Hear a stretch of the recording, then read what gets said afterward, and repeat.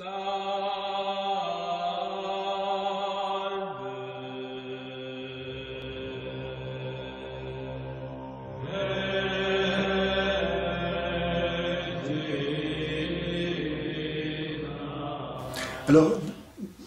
il faut remarquer que Jésus lui-même n'a pas tendu l'autre joue.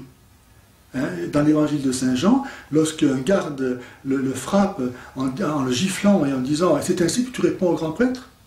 Jésus n'a pas attendu l'autre jour, il a dit « Si j'ai mal parlé, témoigne de ce que j'ai dit de mal. Mais si j'ai bien parlé, pourquoi me frappes-tu » hein. Donc on voit que la parole de Dieu, il faut savoir la comprendre. Il ne suffit pas de la prendre littéralement, hein, mais il faut savoir aussi, en fonction des différents contextes, voir quel est son sens. C'est pour ça qu'on ne peut pas lire la parole de Dieu sans être en communion avec l'Esprit Saint et avec toute l'Église. Et dans la société, eh bien, il est du devoir des chrétiens, comme des autres membres de la société, de défendre le bien commun. C'est-à-dire cet ensemble de conditions qui permettent de mener une vie humaine digne et au final même de réaliser facilement son salut. Le devoir de se défendre existe pour chaque individu, et chaque individu a le devoir de veiller, comme je disais, au bien commun. On ne peut pas être un homme digne de ce nom et accepter de voir son pays, sa société se pervertir, tomber dans la misère matérielle, morale, sans réagir. Donc c'est à chacun, il appartient de prendre les moyens qui sont à sa disposition pour inverser le mouvement. Et ça va passer surtout par en fait, un changement des mentalités.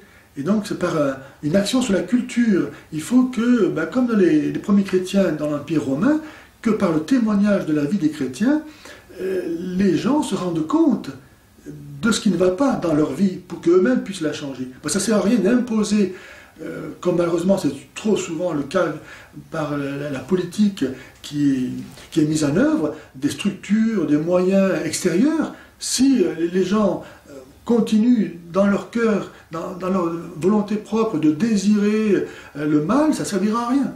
Donc c'est pour ça que l'Église est si importante, c'est pour ça que l'État a pour mission naturelle de défendre l'Église.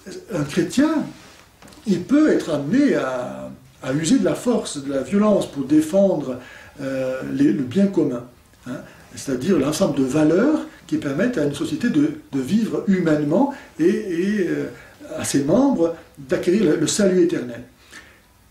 Mais il va vivre cette vocation militaire ou l'exercice de la violence sans passion. C'est-à-dire qu'il ne fait pas ça par haine de qui que ce soit. Il ne fait pas ça pour se venger. Il fait ça pour défendre à la fois la vie de ses concitoyens, comme la sienne propre, mais d'abord celle de ses concitoyens, et l'ensemble, l'acquis, l'héritage culturel de civilisation.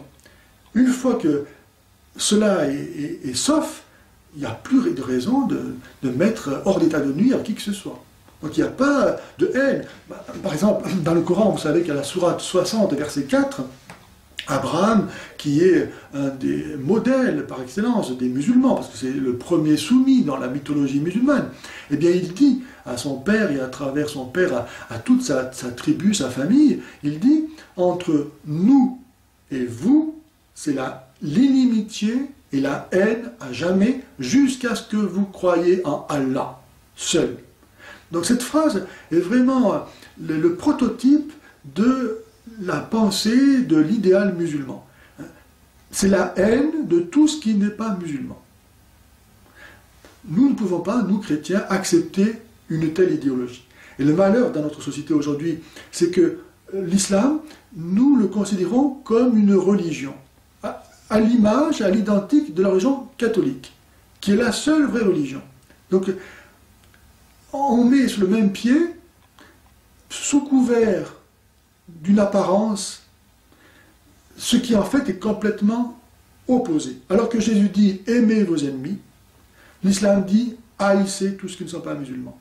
Et notre société aujourd'hui accepte de ne voir aucune différence. Le but du christianisme, c'est d'amener les âmes au ciel. Jésus dit « mon royaume n'est pas de ce monde ».